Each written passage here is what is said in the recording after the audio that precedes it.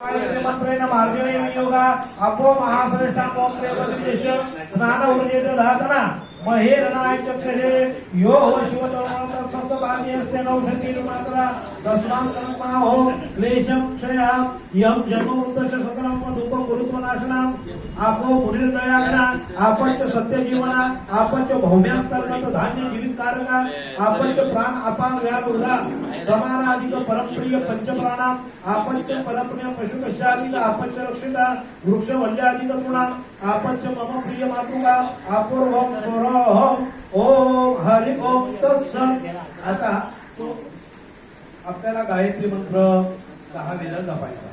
तो जपताना यज्ञोपवीत पाणी शुद्धलेलं आहे त्याच्या गुडघ्यावर डावा हात जांभ्यासह उताना ठेवून उजवा हात उपरा धरून